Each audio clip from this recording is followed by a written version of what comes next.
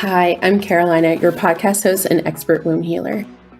Over the past 5 years, I've served over 500 women to remove physical blockages in their bodies. We achieve this with Reiki. I believe healing doesn't have to be done alone, nor should it be. You will hear stories of healing, methods to heal with, and guest speakers covering taboo topics you won't hear anywhere else. Let's continue this journey of womb healing together.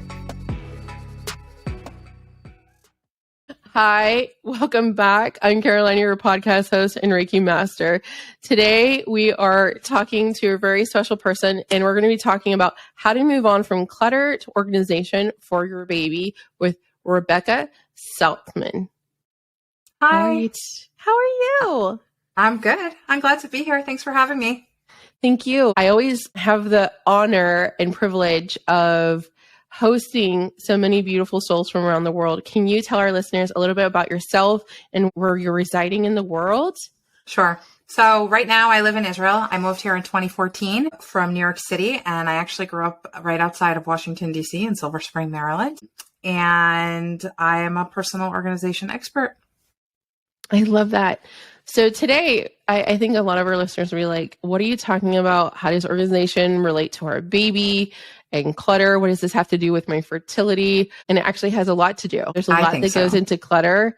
There's a lot that goes into organization. For me, being organized digitally is easy, but being organized in my home is an active skill I have to work very hard at. It's not something that comes very easy to me. So I actually have hired organization people to come and help me build systems in my home to make organization easier for me. So I know organization can be really easy for some people and really hard for others like myself. So how does our home and organization actually affect us, our fertility and baby? How does this all link together? Okay, so clutter is just a deferred decision, right? And in Judaism, that's powerful. Right? Yeah. Clutter is like, a deferred decision. Yes, because it's like, you're thinking, you're like holding on to it and you're like, well, I might need it. It might come in handy. What if I want it? What if I can't get it again? And there's a couple aspects of that for me are very like, boing, like eye popping out of the head kind of situation where it's like, when you examine that a little bit deeper, it's coming from a scarcity mindset instead of an abundance mindset. And in order to move forward in life and get what you want, you always have to be in a state ready to receive abundance. But the thing about abundance is that you can't get it if you don't have space for it. And sometimes that's physical space, and sometimes that's emotional space, and sometimes that's spiritual space, whatever that space looks like for you. If you don't have a space to receive, what are you going to do? Do you know, like, how are you going to receive the goodness that comes from God? I mean, I personally believe in God. If you believe in the universe or karma or whatever you believe in, if any of those things are going to send you something, where are you going to put it? It's like, so I have had 2 clients who have told me they wanted to have babies. And they were in positions where you would walk into their house and you could barely get across the floor without stepping on something. And I finally looked at them and I said, if God gave you a baby today, where would you put it? Like, where there isn't even enough room to open a pack and play and a stroller. So even if you're holding on to like the bare minimum of baby supplies, a pack and play and a stroller, that's like the bare minimum. Where would you put it? Like, you don't even have the physical space to put that. So how can you receive if you don't have the physical space? So the physical aspect of it is one aspect of organization, but then there's, the emotional clutter that comes along. Sometimes we think we're ready for something, but we're not. And we haven't made emotional space for whatever we want to come in our lives, to come into our lives. And that's important too. So working on ourselves in that aspect is also important. Now, that's not my area of expertise, but from the physical standpoint of things, it's all about creating the home and the environment and not putting off those decisions anymore. Rather, really understanding what you need in your life and what you don't need, and allowing what you don't need to leave so that you can make space for the things that you want. And I have this friend, and she always says to me, her name is Batchen Grossman, and she says, God never says no to us. He either says yes or he says not right now. And I love that. I really like that a lot, because it reminds me that, like, maybe the next time I ask, the question will be different for something. But right now, when the answer seems like it's no, it's really a not right now. And that means that I have to work on myself. And so I always try to look around and say to myself, like, okay, what can I let go of in my life that, will allow me to create space for God to send me what I want? And that for me is the relationship between getting what I want just out of life and abundance and having less. There's a Jewish proverb that says more possessions, more worries. And to me, that's really true, because even if you don't think you're worrying about something, the fact that, like, something could happen and that you would have to be responsible for all of those things sort of always sits on you in the back of your mind. And when you have less stuff, there's less to worry about. So from the emotional perspective, letting go of the things that you don't need anymore will also clear out the worry, the anxiety, the debilitating fear that something could possibly go wrong, and allow you to be open to receiving. I love that so much. A great lesson in manifesting is that you have to feel it, but not only do you have to feel it, but you also have to create space for it in your life. So when you said that, it's so true. When people say that they want more money, the number one thing is, what does your wallet look like? What's your relationship with your money look like? What energy are you putting into it? What are you doing to hold space for it? But also, like, are you creating room? So is your wallet clean? And is there a clean, neat place for it to enter? So I always recommend, like, if it is money that they're after, get a new wallet. What are some of the habits we need to adopt to make sure it's always ready to receive money into? So when we're talking about a baby, what room is baby going to go into? I also like to go a step further. Is I have some moms that I have coached in that were in the membership. They've been trying for so many years. And I say, okay, what's the plan? What are the steps that we're doing with your doctor? What are the steps we're doing holistically? But also I was like, is your life set up right now to reflect how you would be living with baby? Correct. And it's important. Lifestyle. So, like, there's something about survival and doing what you need to. We're talking beyond that. It's like you're doing what you can to take care of it, but this is beyond that. Like, if you're wanting to actively conceive and create this baby, what do you want your life to look like? And what are some small steps today that we can do to move the needle to get you in that direction now? Because small steps over time will amount to 100% more than making no changes at all.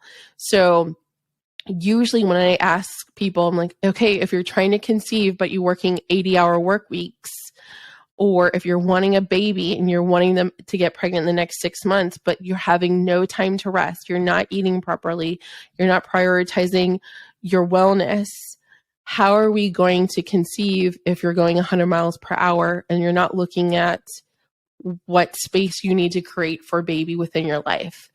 True. That's also a time management issue, because you, like, hit the nail on the head. It's a decision deferred. Yes, that's true. But I also think that, like, what happens sometimes is while we're waiting, we think we'll just try to get in as much stuff as we can. And in terms of like working the 80-hour work week or, trying to tie up all the loose ends beforehand. But what I think is important is organizing your time so that the transition between no baby to baby is also smooth, which is also an organizational process. Like, you have to figure out how you're going to scale back, depending on what your job is or what your lifestyle is. Like, how are you going to maneuver between what you do now and what the changes that are coming? I think a lot of people don't fully understand the changes that happen when you have a baby, especially if you have a baby that doesn't come in your timeline. So I have 3 kids. They were all born at 34 weeks and they were all in the ICU. And you don't know what's going to happen. And thank God they turned out to be okay. But like when it's your first one and they're sick, it's like, it's crazy. And when you haven't made a plan to sort of figure out how you're going to scale back, and anything can happen at any time during pregnancy. And you want to make sure that like you have thought it through how you're going to manage that aspect of things also. Sorry, I know that's not where we... So what you're implying is organization is not just the vase placing on the shelf or the fork going inside its spot in the drawer. It's also mental and also anticipation of the events that are coming in our life. So organization 100%. of those things. Okay. So with that, so let's take it from the house point. So organization and having clutter in your home can contribute to anxiety and depression. 100%. And in the benefits of having an organized home and going further is owning less. So having a minimalistic approach to possessions could also allow you to clean up faster, allow you to know where things are. You're spending less time having anxiety over searching for things. I think that's really also important when you have children. For me, I never wanted to fold clothes. So I actually found this YouTube video was if you're new to organization and you have a baby, it's better just to have buckets or baskets. I always tell my clients that. And I never folded after that.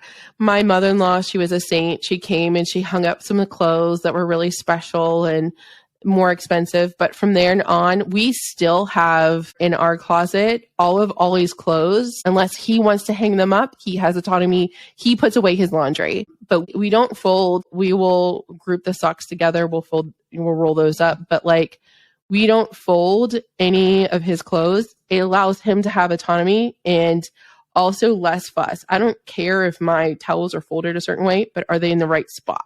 That's the key, is giving whatever you own a place to live. If it doesn't have real estate, then it's not important enough to you to keep. So let it go.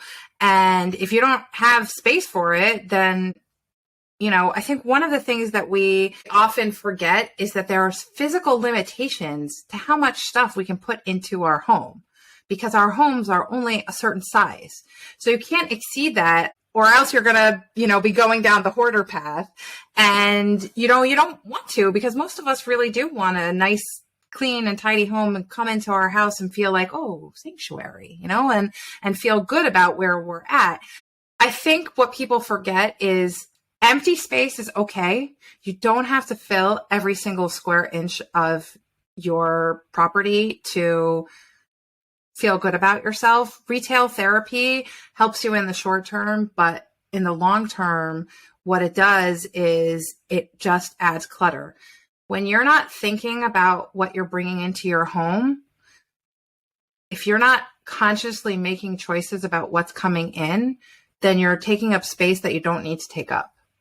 And I think that there's a lot of things that we bring into our lives unconsciously, and we don't need to do that. What will help us is when we're thoughtful and curative, like we're curating the best collection of the things that we have so that, we have only the things that we love and it doesn't take up more space than what we need.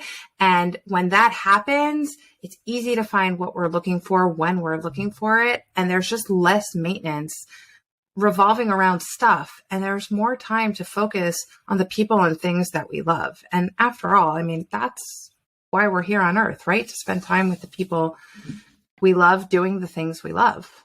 And if you're spending time on stuff, you can't do that.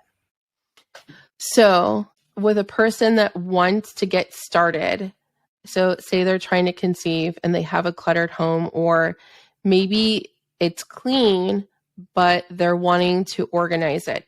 How does one get started? Because I believe decluttering has to start before you start to organize, because you have to reduce the mass. Yes. Now I know why you're my new bestie, because we're on the same page. how does a person start with decluttering? I have some ideas, but you're the expert.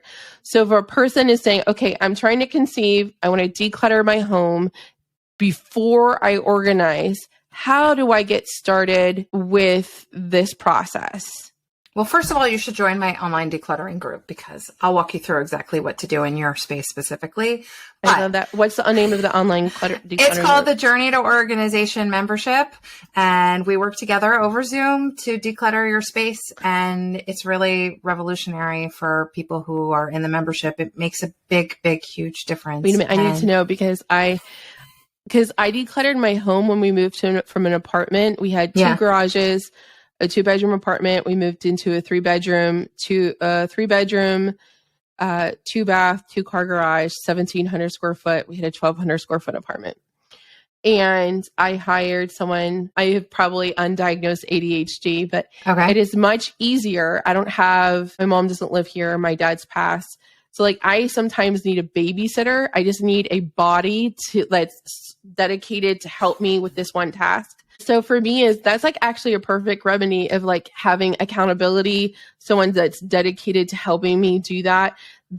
So is that what it's like? Are you all decluttering at the same time? Everybody's decluttering at the same time. Some people do use the time to do like admin tasks that they need to get done around their house, like making phone calls or ordering things or whatever. But most of the people are decluttering. And the real power of the group is that everybody's doing the same thing as you. I mean, they might not be in the same room exactly, but everybody's working on decluttering. And so when someone gets stuck, you can hear me giving them advice. And even if it's not advice that's relevant to you at that minute, you can, apply it to yourself. And that's really helpful. If it's helpful for everybody, I'm happy to give a coupon code to all your listeners. Yeah, we'll go ahead and put that in the show notes. Okay. No, I'm super curious. I know that memberships are the new thing, and I even have one. You don't have to join the membership. You can join it one-off. You can come as you want, as you need. I think it's a beautiful idea. I was on TikTok and I learned what monotasking is, and I adopted that recently. I learned that multitasking was actually meant for computers, not for human brains. Yeah. And I actually have a timer on my computer. I think my 5-year-old took it back, but my husband got this yellow timer for us.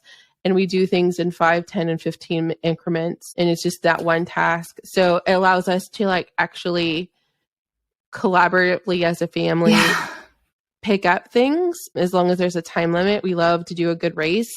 So just having community, it really can make a difference for a person. Yes. And probably I'm going to guess your advice is not to take on the whole house. Maybe you start in zones or one room. So my advice is always start with the low-hanging fruit. Okay.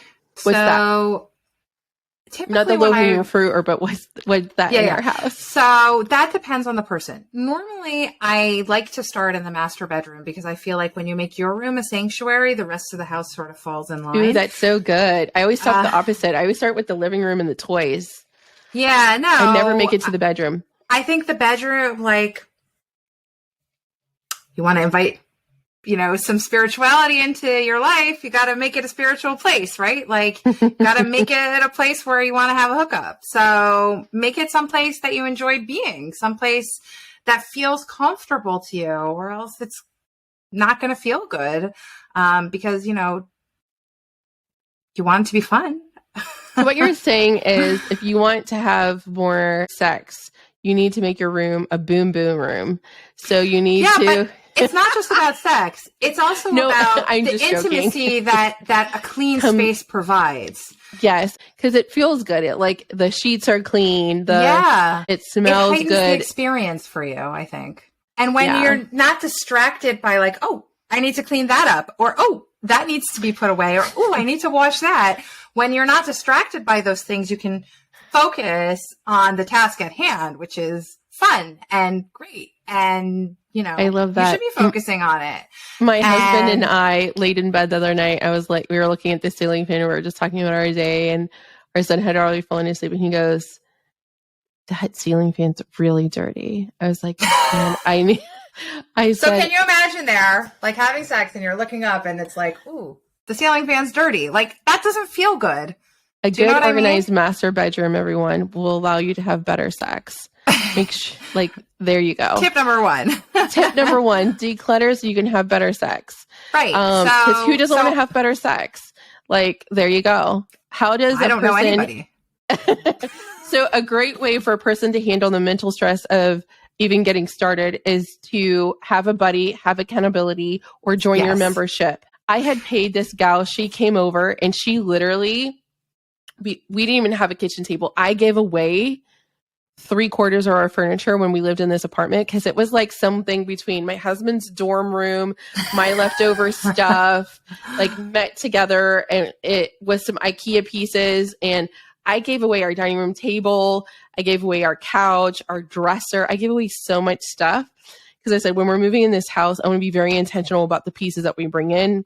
Right. I don't want them to be left over because it took everything we had to purchase this house. So literally we didn't have a dining room table forever. This woman that came and helped me, she laid out every single piece of lid and Pyrex and dish that I had. I can't tell you how much we threw away. It went straight to the dumpster because it was broken, chipped. It was amazing to have dishes and have them stored with their lids.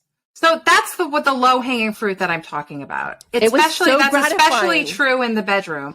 Think about categories like underwear, socks, makeup. Those, raise your hand if you have underwear that has a hole in it or that, you would be embarrassed if someone caught you wearing. It's called your period underwear.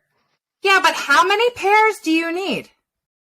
Do you know what I mean? That's 8, true. 10 pairs? No, that's not true. Some women have upwards of 50 pairs of underwear. And I'm like, ladies, that's just not necessary. It's just not. And it's do you ever ask your clients why? Why they have that many? Mostly because they don't take the time to go through them and get rid of the things that don't work for them. I mean, I don't even think a lot of it is yucky underwear. It's it doesn't even fit. Half the time my clients are yeah, this don't fit. And it's or I don't like the way they feel.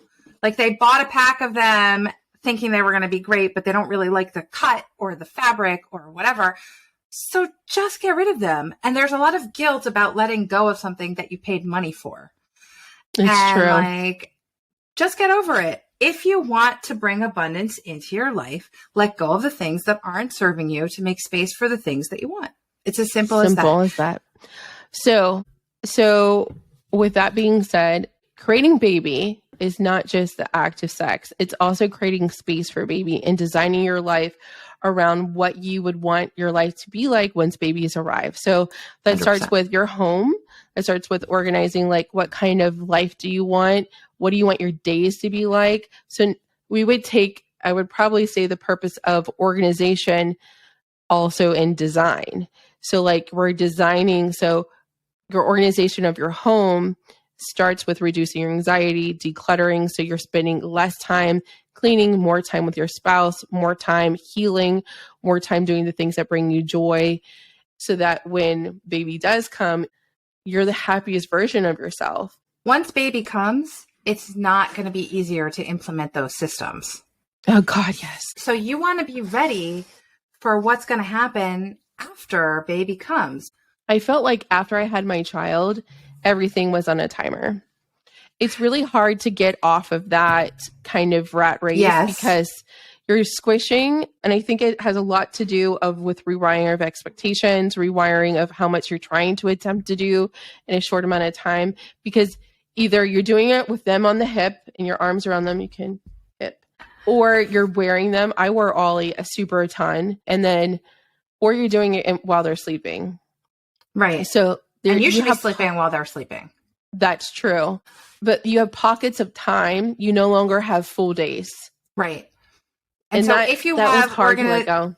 If you have systems already in place, it's a lot easier to cope with the changes that come because you don't know what's going to happen. You don't know how you're going to feel. You don't know if you're going to have a C-section or a vaginal birth. You don't know if you'll have tearing. You don't know what your recovery is going to be like. You don't know if your baby's going to be sick. God forbid. I hope not. And I hope that everybody has an easy recovery. And I hope that labor and delivery is a beautiful experience for everybody, but for some women, it's just not. And you have no way to know. And the thing is we can prepare and prepare and prepare, and sometimes that doesn't help us. But what it does do is it gives us the flexibility to pivot. And it gives us information, it gives us setups, and it allows us to be flexible when something doesn't go exactly the way we want, because there's less moving parts. Does that make sense? So much. 100%. So by setting up these systems, so what are some systems at a minimum would you tell a mom that is pregnant right now that she needs to get settled before baby comes? I would say clear out as much of the trash in the house and the stuff that you don't need as possible. Because if you can reduce your clothes, reduce your extra linens, reduce, all the extra dishes that you're not using, you will find that whatever's extra, clear out the garage, whatever it is, you will find that it makes the transition to when baby comes easier. Actually, in Judaism, we don't believe in preparing for a baby before the baby comes. Oh. So we think it's like the evil eye to say anything before you're 3 months pregnant, and we don't believe in doing preparation before the baby comes. So my baby came my firstborn came at 34 weeks. I had registered for the things that I wanted, but I didn't actually have anything. So my mom and my really good friend, Kayla, were scrambling to go to Bye Bye Baby and pick up whatever I needed. So they knew what I wanted, but I didn't actually have anything. And it was good because I had planned it.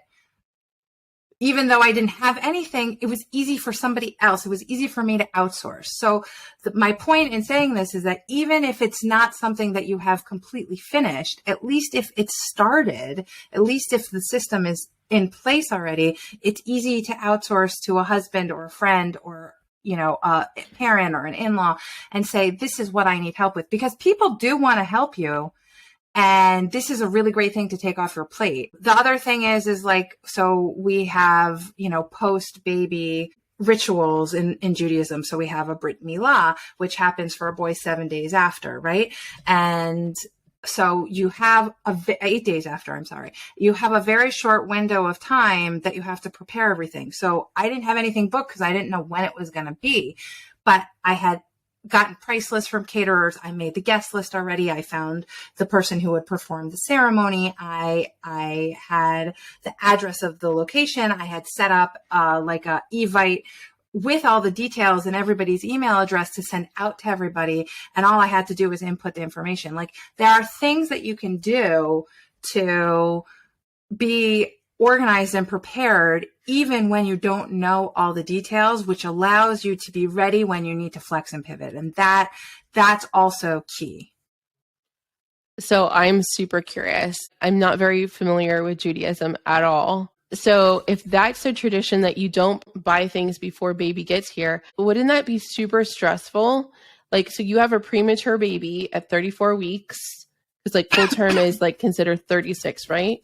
So then you're in ICU, you're in full postpartum, and then you're luckily get discharged, you go home, but you don't have any supplies, no wipes, no nothing. Is there a huge community that you rely on then? Is it the dad's responsibility to go and get the crib and all of the things that you would need? I think babies don't really need that much. Yep. In my opinion. I think we tend to overbuy for babies. No, I agree. And the hospital gives you a lot of the initial supplies that you need.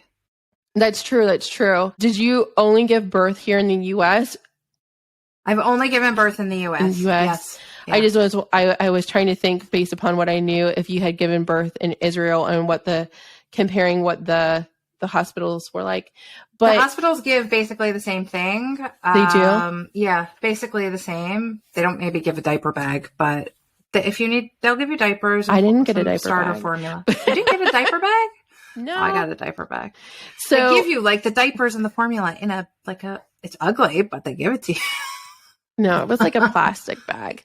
Basically, I think that it's New York City, what can you? We do it upright in New York City. I need to add that to my list to go to. I've never been to New York City. So oh wow, that's super interesting. I love how different cultures, how they have different ways of doing things. Like, but see, wait, sorry to interrupt you, but I just want to point it out. I had prepared. I had made space in my life for the things that I needed. It's true. Even though I wasn't totally ready, it all just fell into place. It's true. And I think that's also part of being organized, is passing off some of the responsibility to God. Like for me, it's God. Like I said, I'm always like, you know what? I'm ready. I'm ready to receive all the details. I'll plan as much as I can. All the details that I haven't planned, like God will just take care of that for me. And I think that's also a mindset shift, I think. But I think that's a mature mindset shift. I think also that's I think for a person of faith, that is, something that people have to actively work towards. Yes. I don't think, as a person, that I have deconstructed my Christianity faith, and I have been to so many churches and have questioned so many things, and my husband was a monk actually before we got married. Really? Yeah. So we have had these really deep conversations. I think to get to the point of letting go and surrendering and trusting to a higher power, and again, to what your faith looks like, I think that is a more advanced, in my opinion, is a more advanced relationship in your faith that you have. And that's something that takes time, dedication, and I think that's not often talked about. So how does a person just trust? I think it's because you've put time, you've put in prayer, you've developed this active practice of surrendering.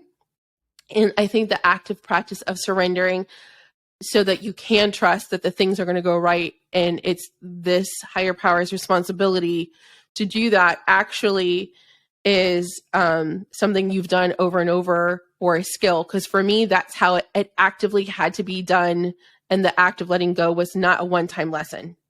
No, it's something I work on consistently. I mean, I read a lot of Jewish texts, but keep in mind that I'm 41 right now. When I had my first baby, I was 25.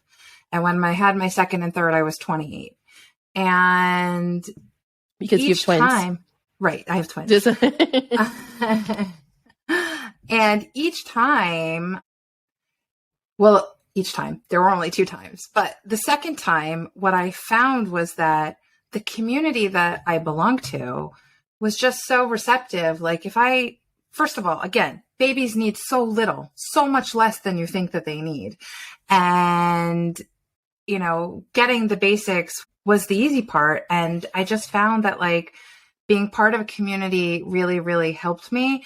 But even if you're not, even if you are all by yourself, even if there is no one, not another soul to help you, if you stop and think about all the things that you need. So even if you don't get anything in advance, even if you just make a list of the things you think you need, you can get things so easily in 2022. You can go on Amazon and get things within a couple of hours in most places. And if you can't go to Amazon, you can go to Walmart or you can go to Target. And there's always so many choices about things you can get so quickly. And what I've also found is when I put things into the universe, again, this is work, but when I say that I need things, some things just come to me. And that is amazing. I'm thinking to myself, oh, I really need this. I really need this. I really need this. Right. And then the next day someone's like, oh, I have this. Do you want this? I'm like, how'd you know that's what I needed? Exactly. Right. I feel like we put out into the universe sometimes what we need. We're putting it out there and we're like, okay, I hope I'm going to get it. And we just get it. And I don't think that anybody is ever truly alone. I've never seen where it's I have a really good friend. She's a single mom and she's alone, but she's not alone. She has friends who support her. And yeah, she has to do the bulk of the work herself. But when she says, I need something, there is someone there who can have her back. So I don't think we're ever at a point where really no one has our back. Maybe I'm wrong, but I think that that situation is more rare. And I think that most of us really do live in an abundant world with a lot of resources available to us. And when we shift our perspective just a little bit and say, we are in abundance, everything will be okay. Here are the things that I need.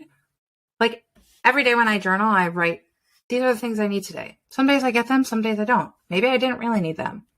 I don't know. So the key takeaway from this conversation, from this part, is that you have to actually be in a state of receiving. Yeah. So put it out into the universe as to a part of the things that, if you're creating space, then even ask for that. I need help creating space in this. I remember that I was bold enough this spring to think I wanted to start a podcast. And every person that I asked in my personal circle, I thought for sure they would say no. And they all said yes. And then I was looking for a podcast coach and I found everything just fell into alignment. I think, though, it is quite possible if you do feel alone, you may not feel like you're living in abundance or in a community of abundance. I think, though, that takes a mindset shift.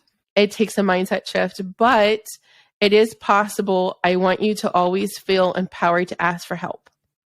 Yes. So even if you there's feel help available, ask for help. And usually, and if they say yes, receive it with an open hand. I think a lot of the times, if we're talking about universe and manifesting and all of those things and inviting in, creating space for things to come into, is I often say in my sessions, I said, do you have an open hand or a closed fist? And I ask that most of the time during the beginning of the session, because that will indicate, is a person coachable? What's your intention and what is the intention for the session? And are you ready to receive healing? Are you ready to receive the messages? Or closed fist, meaning like, this isn't a time and do we need to reschedule? So like, when you said that, it triggered something for me. There's a prayer that we're supposed to say every day. In Hebrew, it's Pokeach et yadecha u'masbi'a lecho cheratzon. And it's us supplementing God, asking him to open his hand and give us all the things that we desire. But as you were saying that, I thought to myself, what if that isn't just about us asking God for something? What if that is about us asking God to help us open our hands to receive whatever he gives us? Right. And I think that it's a two-way street. We want God to open up and give to us, but we also, again, it's about the space to receive. I think that's just the key. You can't receive if you don't have the space. Yeah. So key thing, I'm going to mark that as a clip. You can't receive if you don't have the space. You can't have the space unless you declutter. All of that we talked about today doesn't just apply to your pantry or your kitchen. It does apply to your heart, the things that you're anticipating in life events like baby showers and planning for baby. What can you do in advance? And also, what can you delegate? What can you give to your partner? What can you give to a higher power? What do you need to surrender? What do you need to do to lower your expectations of yourself or other people? Are you putting too much on you? Because guess what? It's 2022. It's hot girl winter coming up. And we don't have to be superwomans and super moms anymore. I hate the hustle. Also, if you have them, find things to give to your mom and your mother-in-law, because they do usually, not always, but they do really want to help. And if you can find a way to include them, you set a precedent that is so good. And even if you don't get along with either one of them, why limit the love that your baby gets? I agree. I always give my mother-in-law stuff to do. My mom lives super far away. My mother-in-law visits us more. So we split things. Here's an unwarranted tip. If you don't get along with your mother-in-law, find the talents that she has and work those to your advantage. That's not manipulative. That's strategic. Meaning like my mother-in-law is the hostess with the mostest. Meaning like that woman can host the royals. She has the ability to make you feel at home in her house and serve you with like, not just a great cook, but like just a delivery. Do I ever think I just let go of the notion that I need to live up to that? but I let her step into that role in my house. I make sure my kitchen is clean, and I say, hey, do you want to plan out the dinners that we're going to have? And she says, yeah. So I make sure the main entree is there. Her and my son, like, and that's a bonding time for them. I step back. I make sure the kitchen's clean. The dining room table is nice and clean. And I let her step into my space, let go of control, and let her actually do what she's really great at. And that brings her a lot of joy. My son puts on his apron. They have matching aprons. Oh, sweet. And I think that that's taken me years to step into, but relinquishing like control of my kitchen, but actually it's less work for me. Yeah. So, but it makes everybody feel good. Yeah. And it creates an inviting space for her to step into. And I just take care of some small things, and then she takes care of the rest. So like, I know that wasn't always a comfortable relationship for me, but she has been an angel in many ways, and in some ways has made me grow, exponentially. I love that. But I always think of like, every person is a human. Like, I had to look at my mom as a human. I had to look at my mother-in-law as a human. How can I accept them? You have to look at your baby that way, by the way. Oh goodness, it's a whole nother podcast. But like, my mom said that to me. She's like, he's a person. I'm like, what? Yeah, he's a baby. And I'm like, she's like, no, he's a person. He has needs. He has feelings. Like, so you got to fight that. So thank you so much for being here. We'll share in the show notes how they can join your membership and how they can connect with you on social media. We thank you so much for being here. Thanks for having me. Rebekah, you're just a beautiful soul. Welcome to the podcast family. It was an honor to connect and serve you this week. If you are a spiritually curious person wanting to conceive and heal blockages in your fertility, click the link in the episode description to learn more about the Fertility Foundation Collective.